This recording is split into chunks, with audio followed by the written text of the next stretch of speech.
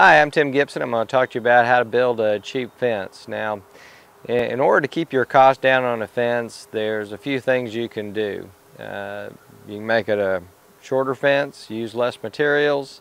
You can use a picket style fence because essentially the fewer materials you have, then the lower cost and the lower amount of labor that is going to be involved in that. So this is fence and gate here is constructed more along the lines of a privacy fence, so it's going to use a lot more wood, which is going to keep your cost up. Now, some other things you can do to keep your cost down, you can either nail your fence in or you can screw your fence in. Using nails is going to be a more cost-effective way to go about it, besides screwing the boards in place.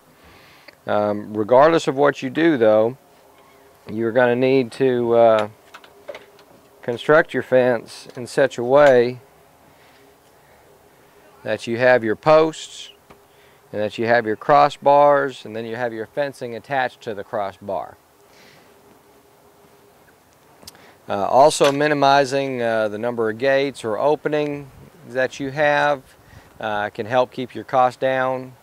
And some other things you can do is, if you do not need a fully enclosed fence, if you're just adding a fence along one side of your yard, if your intentions are just to make it accent, then you don't have to close your fence in all the way.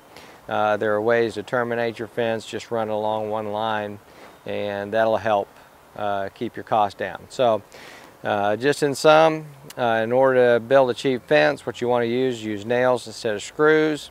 You want to minimize the amount of material that you're going to use, as far as you can do that by height or by spacing of your pickets. Also, another way to do it is to do the work yourself as opposed to hiring it out. You can save a lot of money by not expending labor. So I'm Tim Gipson, and that's how to build a cheap fence.